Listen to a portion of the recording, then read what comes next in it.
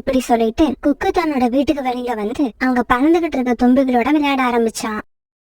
இப்படி கொஞ்ச நேரம் விளையாண்டுட்டு இருந்த குக்கு திடீர்னு தரையில புதுசு புதுசா முளைஞ்சிருக்க நிறைய சின்ன செடிகளை பார்த்தான். உடனே குக்கு தாவி அது பக்கத்துல போய் உட்கார்ந்தான். இந்த செடிகள் என்ன செடியா இருக்கும்? ஆப்பிள் செடியா இருக்குமா இல்ல கொய்யா செடியா இருக்குமா? எந்த செடியா இருந்தா என்ன? நாம இந்த செடிகளுக்கு தண்ணி ஊத்தினா சீக்கிரமாவே காய் காய்க்க ஆரம்பிச்சிடும். இப்படி நினைச்ச குக்கு பிறகு தண்ணீர் எடுத்துட்டு வந்து அந்த செடிக்கு ஊத்தினான். பிறகு கொஞ்ச நேரம் கழிச்சு குக்குவோட அம்மா சோனா குருவியும் அந்த இடத்துக்கு வந்தது. குக்கு, என்ன பண்ணிட்டு இருக்க? அம்மா அம்மா, இந்த செடிகள் எல்லாம் ஆப்பிள் செடியா இருக்கும்னு நினைக்கிறேன். தண்ணி இல்லாம இந்த செடிகள் எல்லாம் வாடி போய் நிக்குது. அதனாலதான் இந்த செடிகளுக்கு தண்ணி ஊத்திக்கிட்டு இருக்கிறேன். குக்கு, நீ நினைக்கிற மாதிரி இந்த செடிகள் எல்லாம் ஆப்பிள் செடிகள் கிடையாது.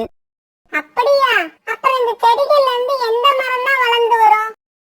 குக்கு, இந்த செடிகள்ல எந்த மரமும் வளராது. ஏன்னா இதெல்லாம் கடலை செடிகள். இன்னும் கொஞ்ச நாள் கழிச்சு இந்த செடிகள் எல்லாம் வளர்ந்த உடனே இந்த செடிகளை பிடிங்க பார்த்தா இதோட வேர்கள்ல கடலைகள் இருக்கும். அம்மா, கடலைன்னா என்னம்மா? அது எப்படி இருக்கும்? குக்கு, வேர்க்கடலை நம்ம உடம்புக்கு ரொம்ப நல்லது. அப்புறம் சாப்பிட அது ரொம்ப ருசியாவும் இருக்கும். அம்மா, அப்படின்னா நான் தினமும் இந்த எல்லா செடிகளுக்கும் தண்ணி ஊத்துறேன். பிறகு இந்த செடிகளோட வேர்கள்ல உள்ள வேர்க்கடலையை எடுத்து நானும் சாப்பிடுவேன்.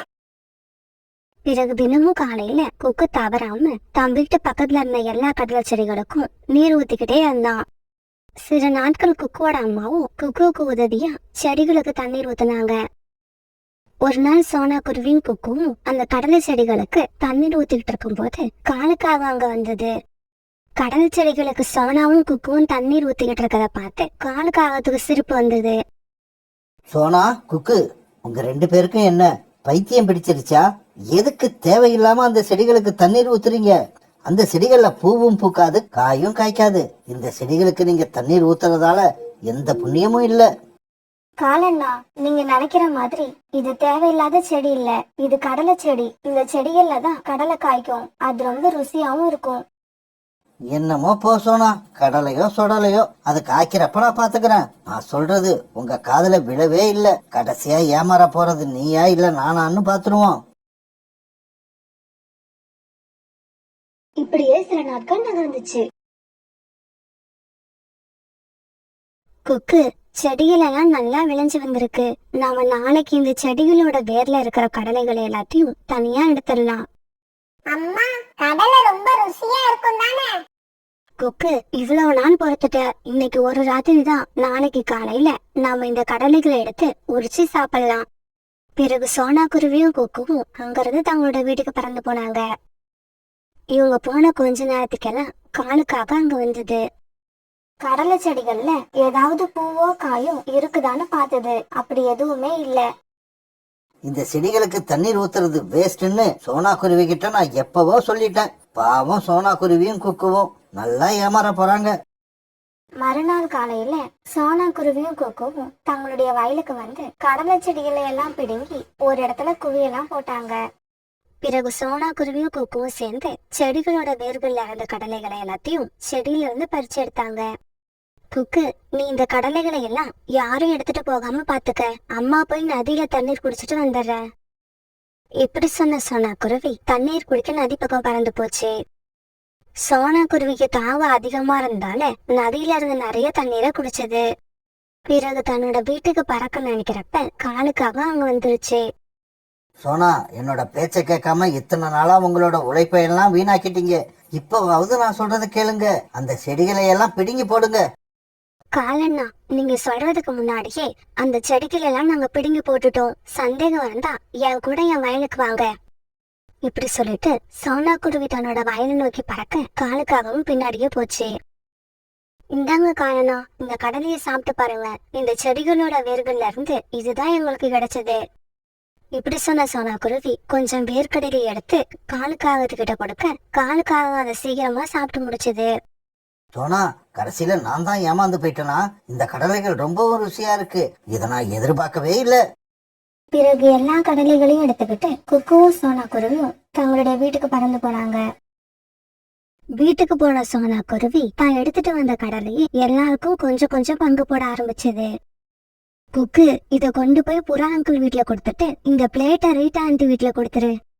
சோனா குருவி சொன்ன மாதிரியே குக்குவும் கடலையும் எடுத்துக்கிட்டு போய் புறா அங்கிள் வீட்லயும் ரீட்டா கிளி வீட்லயும் கொடுத்தான்.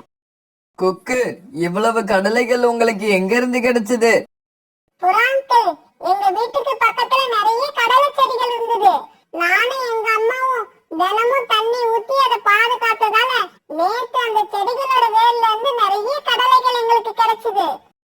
குக்கு, அம்மா கிட்ட எனக்காக இன்னும் கொஞ்சம் எடுத்து வைக்க சொல்லு. இன்னைக்கு சாயங்காலம் இல்ல நாளைக்கு காலையில நான் வந்து வாங்கிக்கிறேன். காலுஜி, உங்களுக்கு ஒரு விஷயம் தெரியுமா? சோனா குருவியோட வீட்ல ஏதோ சாப்பிடுற பொருள் ஒண்ணு இருக்கான். அது பேர் கூட கடலையோ சொடலையோ ஏதோ ஒண்ணு சொன்னாங்க. காலுஜி, எனக்கு அந்த பொருளை சாப்பிடணும் போல ஆசையா இருக்கு. கோரி, நீ சொல்றது உண்மைதான். அந்த பொருளோட பேரு கடலை. சோனா குருவி எனக்கும் அந்த கடலையை கொஞ்சம் சாப்பிட கொடுத்தது. அதோட ருசி ரொம்பவும் டேஸ்டா இருந்தது. இப்பவே போறேன். சோனா குருவி வீட்டுக்கு நான் இப்பவே போய் அந்த கடலைய நானும் சாப்பிட்டு பாக்குறேன். இப்படி சொன்ன கோரிக்காகும் அங்கிருந்து கிளம்பி சோனா குருவி வீட்டுக்கு பறந்து போச்சு. சோனா கோரியக்கா, இதுக்கு மேல நீங்க எதுவும் சொல்ல வேண்டாம். நீங்க எதுக்கு வந்திருக்கீங்கன்னு எனக்கு தெரியும். இந்தாங்க, இந்த கடலைய சாப்பிடுங்க. இப்படி சொல்லிட்டு சோனா குருவி ஒரு பிளேட்ல கடலைய வச்சு கோரிக்காகத்துக்கிட்ட கொடுத்தது. உடனே கோரிக்காவை அந்த கடலையை எடுத்துக்கிட்டு தன்னோட வீட்டுக்கு பறந்து போச்சு. இப்படி வீட்டுக்கு போன கோரிக்காவும் எல்லா கடலையும் சாப்பிட்டு முடிக்கிறப்ப ஜக்கு வந்துட்டான். அம்மா, நீ மட்டும் என்னை விட்டுட்டு ஏதோ சாப்பிட்டியே, என்னம்மா அது? ஜக்கு, இது பேரு கடலை. ரொம்பவும் ருசியா இருக்கு.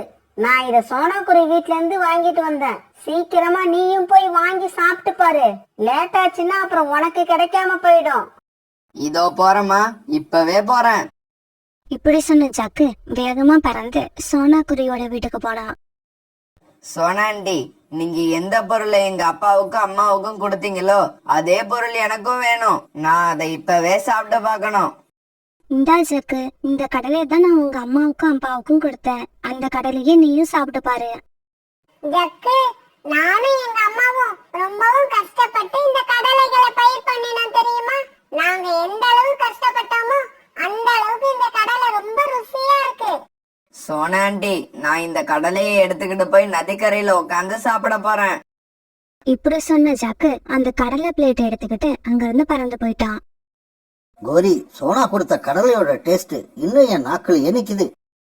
காலுஜி, சோனா குருவி எப்படியும் தன்னோட வீட்ல நிறைய கடலை வச்சிருக்கோம். வாங்க நாம இன்னைக்கு ராத்திரி போய் முடிஞ்ச அளவு எடுத்துக்கிட்டு வந்துருவோம்.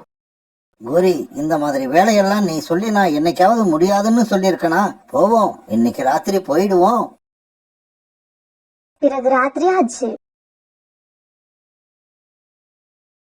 காலுஜி, ராத்திரி ஆயிடுச்சு. நாம இப்ப கிளம்பலான்னு நினைக்கிறேன்.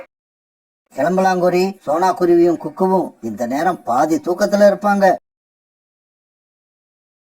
அம்மா, இந்த கடலைகள்ல ஏதோ ஒரு மருந்து கலக்குறீங்களே, எதுக்காக இந்த மருந்து கலக்குறீங்க? குக்கு, நம்ம வீட்ல எலிகள் தொல்லை அதிகமா இருக்கு.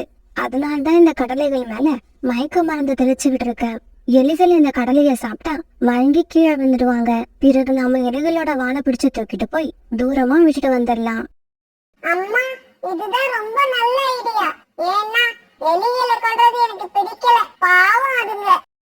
பிறகு எல்லா வேலையும் முடிச்ச சோனா குருவியும் கொக்குவும் அப்படியே தங்களோட படுக்கையில படுத்து தூங்க ஆரம்பிச்சாங்க. தங்களுடைய வீட்டை விட்டு பறந்து வந்த காலுக்காகவும் குறைக்காகவும் சோனா குருவியோட வீட்டுக்கு வந்தாங்க. காலுஜி, சீக்கிரமா உள்ள போய் கடலையை எடுத்துக்கிட்டு வாங்க. கோரி, போன தடவை ஒரு வீட்டில் நாம திருட போகும்போது நான் தான் உள்ள போனேன். அதனால இந்த தடவை நீ உள்ள போ, நான் வாசல்ல நிக்கிறேன்.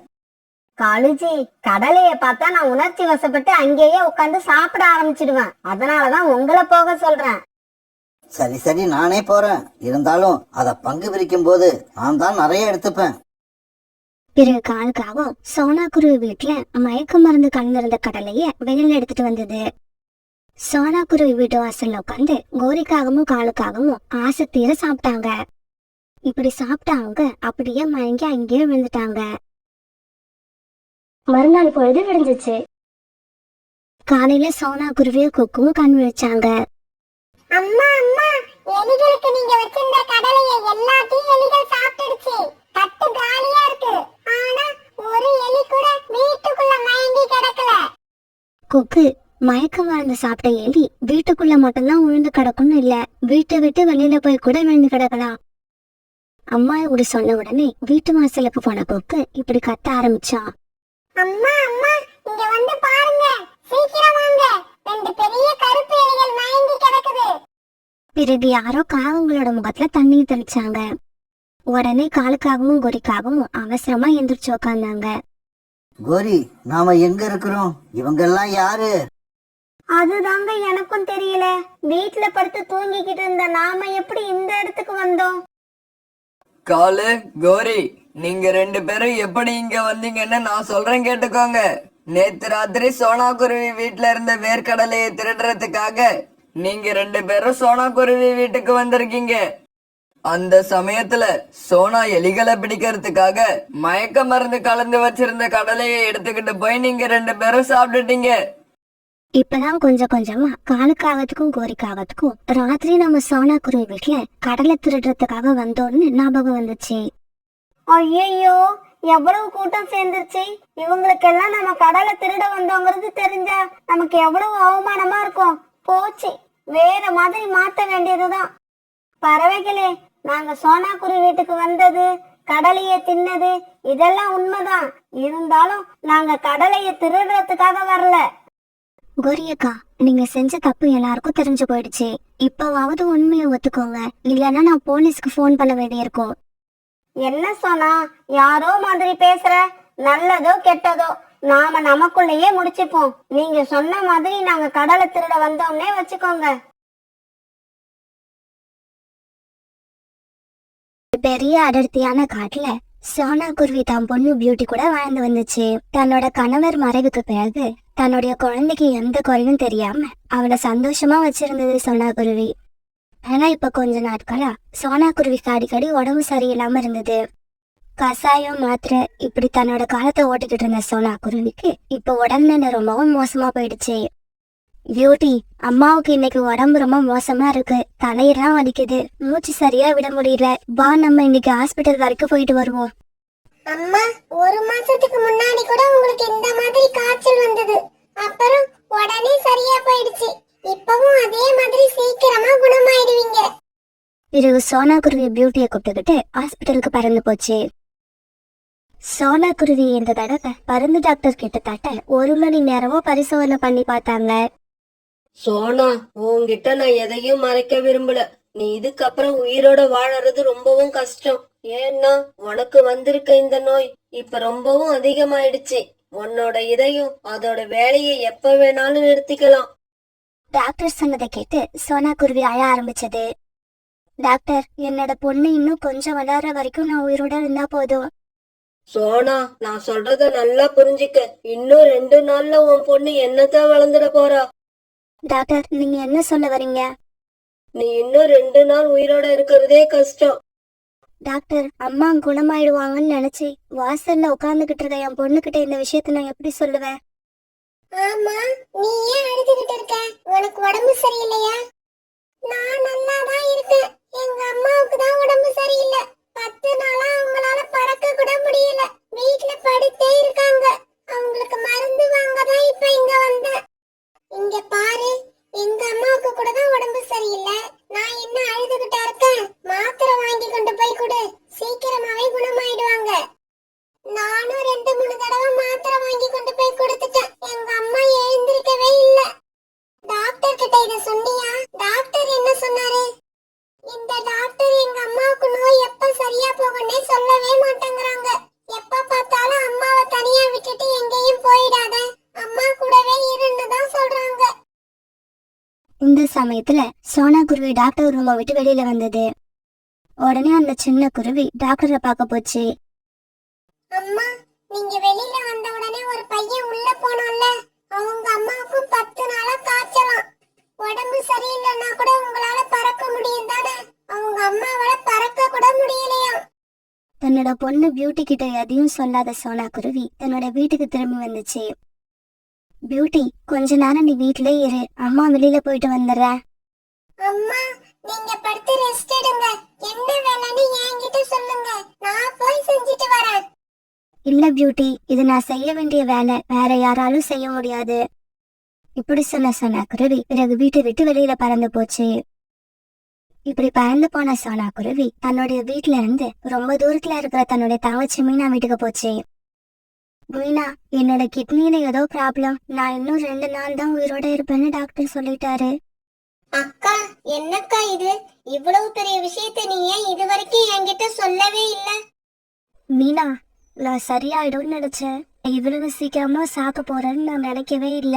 மீனா, நான் சொல்ல வந்த விஷயத்த உங்ககிட்ட சொல்லிட்டேன். எனக்கு ஏதாவது ஆயிடுச்சுன்னா என் பொண்ணு பியூட்டியை நீ தான் பாத்துக்கணும். நான் இன்னைக்கு ராத்திரி அவகிட்ட எல்லா உண்மையையும் சொல்ல போறேன். நான் இறந்ததுக்கு அப்புறம் உன் வீட்டுக்கு தான் அவளை வர சொல்லுவேன். அவளை நீ தான் பாத்துக்கணும். அக்கா, இது உன் பொண்ணு பியூட்டியோட வீடு. அவ எப்ப வேணாலும் இங்க வரலாம். ஆனா நீ கவலைப்படாத அக்கா, உனக்கு ஒண்ணும் ஆகாது. எனக்கு தெரிஞ்சு நிறைய பறவைகளுக்கு டாக்டருங்க இப்படிதான் சொல்லியிருக்காங்க. ஆனா அவங்க எல்லாம் இப்பவும் உயிரோட தான் இருக்காங்க. மீனா தன்னால முடிஞ்ச அளவு இப்படி தன்னோட அக்காவுக்கு ஆறுதல் சொல்ல ஆரம்பிச்சது. மீனா, எனக்கு சத்தியம் பண்ணி கொடு. எனக்கு அப்புறம் என் பொண்ணு கஷ்டப்படக்கூடாது. அவளை நீ தான் பாத்துக்கணும். அக்கா, நான் பியூட்டியோட சித்தி. நான் அவளை கஷ்டப்பட விட மாட்டேன். இப்படி சொன்ன குருவி பிறகு அங்கிருந்து பறந்து தன்னோட பக்கத்து வீட்டுல வசிக்கிற ரீட்டா கிளி வீட்டுக்கு போச்சு. ரீட்டா, எனக்கு ஏதாவது ஆயிடுச்சுன்னா என் பொண்ணு பியூட்டியை நீ தான் பாத்துக்கணும். சோனா, நான் பருந்து டாக்டரை பார்த்தேன். அவங்க எல்லா விஷயத்தையும் என்கிட்ட சொல்லிட்டாங்க. நீ எதுக்கும் கவலைப்படாத சோனா, நாங்கெல்லாம் இருக்கோம். உன் பொண்ணை தனியா விட்டுட மாட்டோம். பிறகு சோனா குருவி அங்கிருந்து கொஞ்ச தூரத்துல உள்ள காகங்கள் வீட்டுக்கு பறந்து போச்சு. சோனா, இப்பதான் எனக்கு ரீட்டா விஷயத்த சொல்லுச்சு. இத கேட்டதுல இருந்து எனக்கு மனசு ரொம்ப கஷ்டமா இருக்கு. ஆமாங்கூரி அக்கா, எனக்கு கிட்னில கொஞ்ச நாளாவே பிரச்சனை இருந்தது. இப்ப ரொம்ப அதிகமாயிடுச்சு. மூச்சு விட கூட ரொம்ப கஷ்டமா இருக்கு. கௌரி அக்கா, நான் இந்த காட்டுல உள்ள எல்லாருக்குமே நல்லதுதான் செஞ்சிருக்கேன். எனக்கு ஏதாவது ஆயிடுச்சுன்னா நீங்க எல்லாம் சேர்ந்து என் பொண்ணை பாத்துப்பீங்களா? என்ன சொன்னா இப்படி கேட்டுட்ட? நாங்கெல்லாம் இருக்கும்போது உன் பொண்ணை அப்படி தனியா விட்டுடுவோமா? சோனா, உன் பொண்ணு பியூட்டிய நான் வெளியில தான் திட்டிக்கிட்டு இருப்பேன். உள்ளுக்குள்ள ரொம்ப பாசம் வச்சிருக்கேன். கௌரி அக்கா, நீங்க உண்மையாவா சொல்றீங்க? அப்புறம் உண்மைய சொல்லாம நான் என்ன பொய்யா சொல்றேன்? சில சமயங்கள்ல பியூட்டிய பாக்குறப்ப என் பொண்ணு மாதிரியே நினைக்க தோணும். கௌரி அக்கா, எனக்கு இப்ப ரொம்ப சந்தோஷமா இருக்கு. யாராவது பியூட்டிக்கு தொல்லை கொடுக்க நினைச்சா நீங்க தான் அவளை பாதுகாக்கணும். சரி சோனா, நீ வீட்டுக்கு போய் ரெஸ்ட் எடு. மனச ஃப்ரீயா வச்சுக்க. உனக்கு ஒன்னும் ஆகாது. நம்ம காட்டுல உள்ள மலையில ஒரு கழுகு வாழ்ந்து வருது.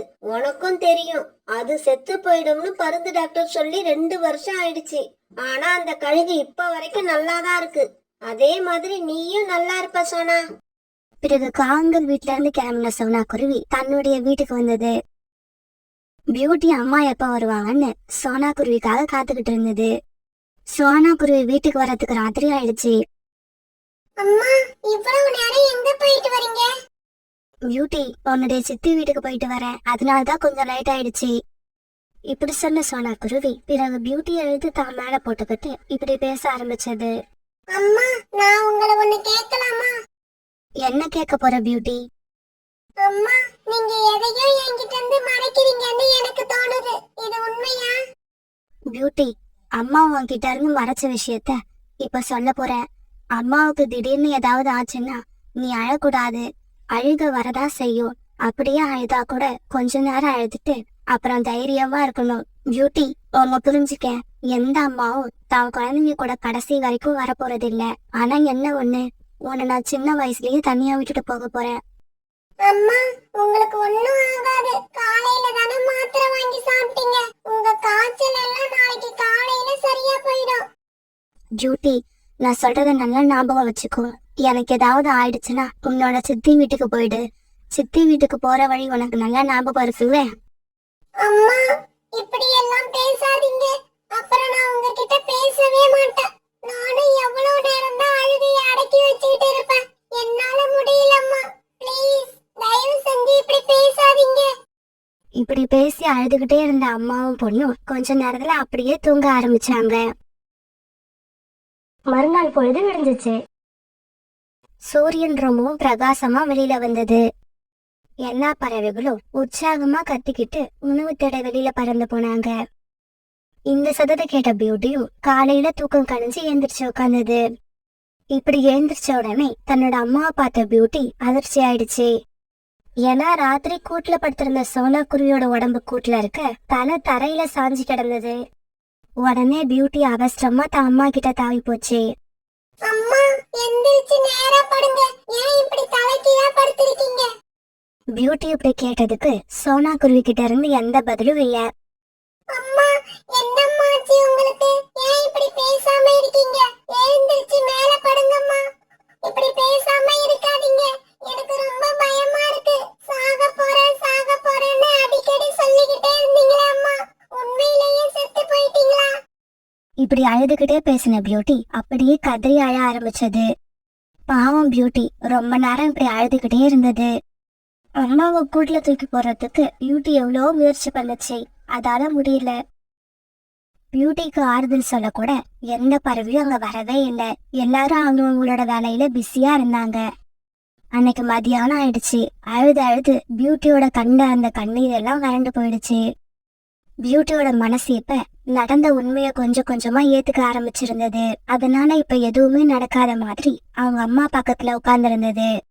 அம்மா நான் அமைதியாயிட்டேன். நீங்க ஆசைப்பட்டபடியே கொஞ்ச நேரம் அழுதுட்டு இப்ப நான் அமைதியாயிட்டேன்.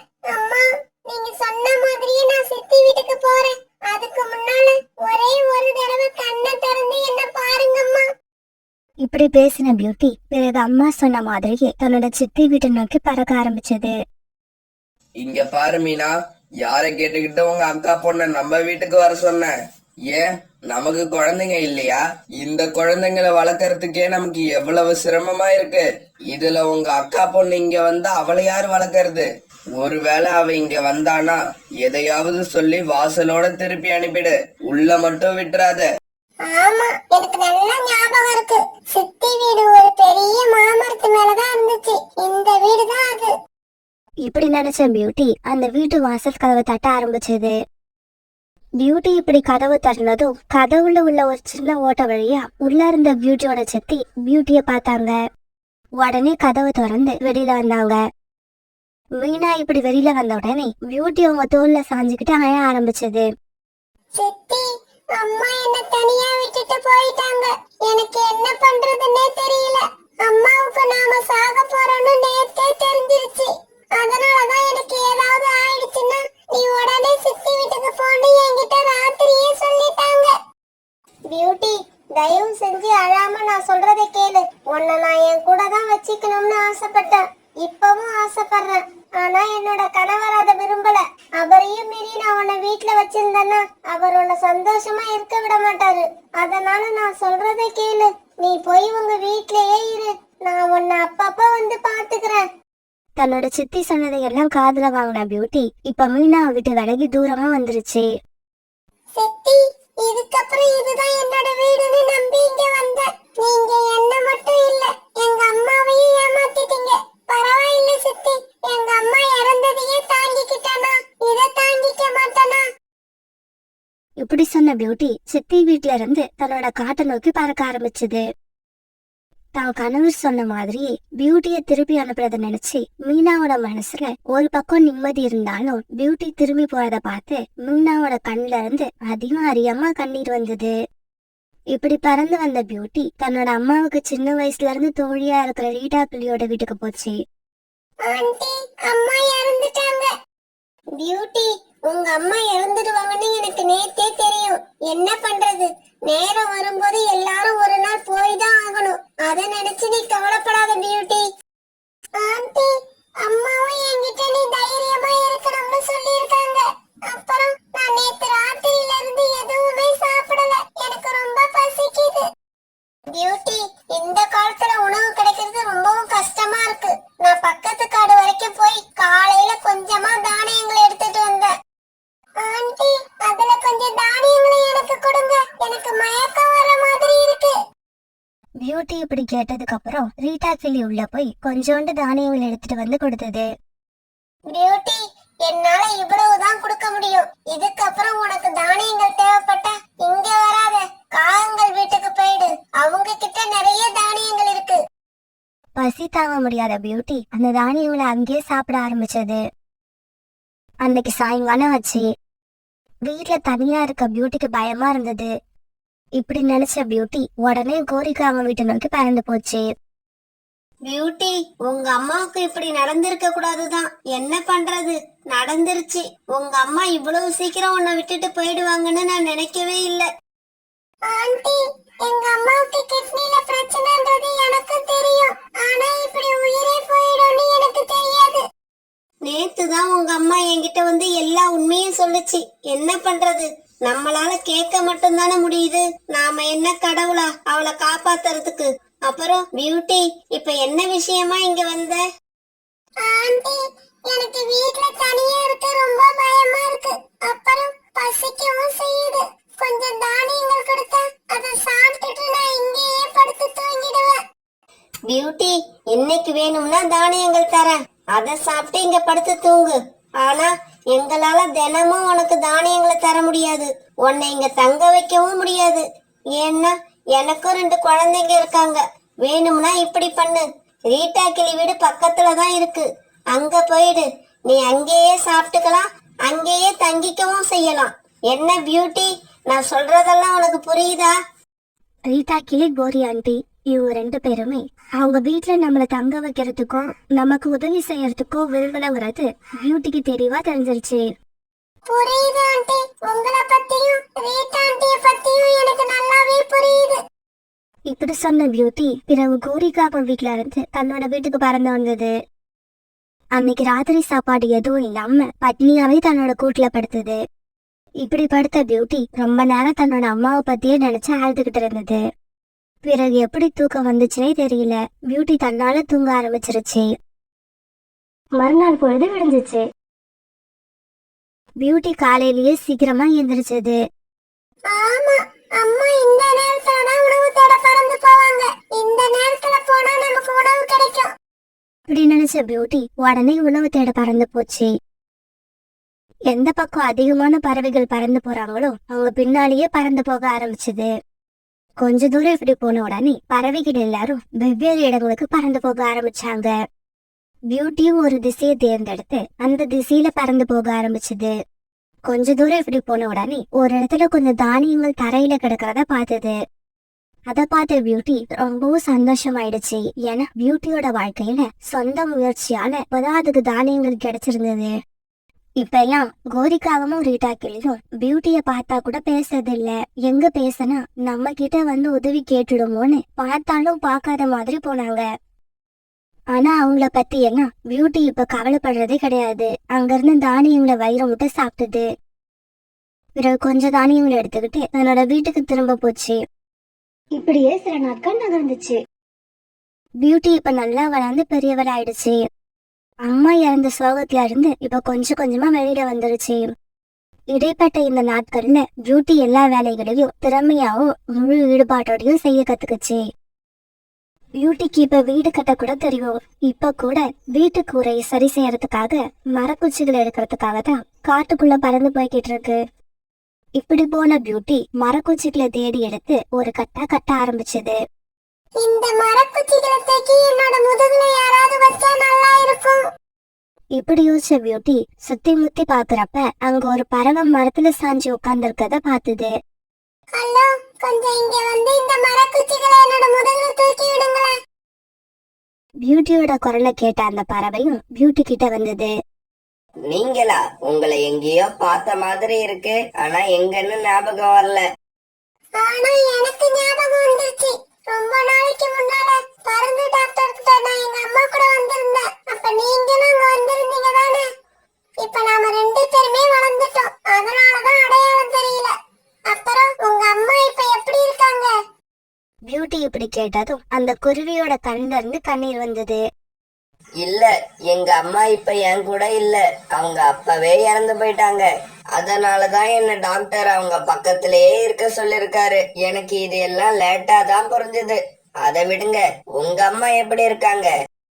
நீங்க அன்னைக்கு என்ன ஹாஸ்பிடல்ல பாத்தீங்கல்ல, அன்னைக்கு ராத்திரியே எங்க அம்மா இறந்துட்டாங்க. அன்னைக்கு தான் உங்களுக்கு கடைசி நாள். எங்க அம்மா அம்மா இறந்ததுக்கு அப்புறம் எனக்கு யாருமே உதவி செய்யல. எல்லாரும் என்ன தனியா விட்டுட்டாங்க. அதனால நான் சின்ன வயசுலயே எல்லாத்தையும் கத்துக்கிட்டேன். இப்ப என்கிட்ட வீடு இருக்கு, உட்கார்ந்து சாப்பிட நிறைய தானியங்களும் இருக்கு. என் கதையும் அதே மாதிரிதான். கிட்டத்தட்ட நாம 2 பேர் கதையும் ஒரே கதை தான். நானும் எங்க அம்மா இறந்ததுக்கு அப்புறம் ஒண்ணு ஒண்ணா கத்துக்க ஆரம்பிச்சேன். அதே மாதிரி வாழ்க்கையில நம்மளோட துக்கத்தை நாம உணர்ற மாதிரி வேற யாரும் உணர மாட்டாங்க. இதையும் நான் நல்லா தெரிஞ்சுக்கிட்டேன். சரி, அப்படியே வந்து எங்க வீட்டை பார்த்துட்டு போங்க. இல்ல, நான் நாளைக்கு வரேன். இன்னைக்கு என் வீட்டு கூரையை கொஞ்சம் சரி செய்ய வேண்டியிருக்கு. பிறகு அந்த குருவி மரக்குச்சிகளை தூக்கி பியூட்டியோட முதுகுல வைக்க பியூட்டி அதை எடுத்துக்கிட்டு தன்னோட வீட்டுக்கு பறந்து போச்சு. அம்மா இறந்ததுக்கு அப்புறம் நான் மனசு விட்டு பேசுனது இன்னைக்குதான். பாவம், அந்த குருவியும் என்ன மாதிரியே ரொம்பவும் கஷ்டப்பட்டு இருக்கு. மரக்குச்சிகளை எடுத்துட்டு வீட்டுக்கு வந்த பியூட்டி தன்னோட வீட்டு கூரைய சரி செய்ய ஆரம்பிச்சது. அன்னைக்கு ராத்திரி காத்து மழையும் அதிகமா இருந்தது. பயங்கரமான சத்தத்தோட இடி இடிச்சது. பியூட்டி தன்னோட வீட்டுல பாதுகாப்பா உட்கார்ந்து இருந்துச்சு. இப்ப பியூட்டியோட வீட்டுல தானியங்கள், பழங்கள், தண்ணீர் இப்படி எல்லாமே இருந்தது. ஆனா அம்மா மட்டும்தான் இல்ல. அவங்க இனிமே வரப்போறதும் இல்ல. அந்த கவலை பியூட்டியோட மனசுல சாகுற வரைக்கும் இருக்கதான் போகுது. பிறகு மறுநாள் பியூட்டி அந்த குருவிய சந்திச்ச இடத்துக்கு பறந்து போச்சு. நாம இவ்வளவு தூரம் பேசியும் நம்ம பேரை இன்னும் தெரிஞ்சுக்கவே இல்ல. என் பேரு பியூட்டி. என் பேரு ஆகாஷ். எங்க அம்மா என்கிட்ட அடிக்கடி சொல்லுவாங்க, நாம துக்கத்தை ஜெயிக்கணும்னா தைரியத்தை இழந்துடக்கூடாதுன்னு. ஆகாஷ், உண்மையிலேயே எங்க அம்மா கூட கடைசியா சாகும்போது எனக்கு அததான் சொன்னாங்க. பிறகு ஆகாஷ் பியூட்டியை தன்னோட வீட்டுக்கு அழைச்சிட்டு போச்சு. இப்படி சந்திக்க ஆரம்பிச்ச இவங்க பிறகு அடிக்கடி சந்திச்சுக்கிட்டாங்க. பிறகு ஆதரவே இல்லாத இவங்க 2 பேரும் ஒருத்தருக்கு ஒருத்தர் ஆதரவா இருக்கிறதா முடிவு பண்ணினாங்க. இப்படி கல்யாணம் பண்ணிக்கிட்டு இவங்க ஆகாஷோட வீட்டுல வாழ ஆரம்பிச்சாங்க. இப்ப ஆகாஷோட வீட்லயும் குழந்தை சத்தம் கேட்க ஆரம்பிச்சிருச்சு. அம்மா இறந்தப்ப குழந்தையா இருந்த பியூட்டி இன்னைக்கு ஒரு குழந்தைக்கு தாயாகிட்டா. இப்ப ஆகாஷ் பியூட்டி குடும்பம் ரொம்ப சந்தோஷமா இருந்தது. இவங்க சந்தோஷமா இருந்த மாதிரி அந்த காட்டுல வேற யாருமே சந்தோஷமா இல்ல. வாழ்க்கையில சந்தோஷமோ துக்கமோ மாறி மாறிதான் வரும். அதனால எவ்வளவுதான் துக்கமான சூழ்நிலை இருந்தாலும் நம்ம தைரியத்தை மட்டும் இழந்திடவே கூடாது.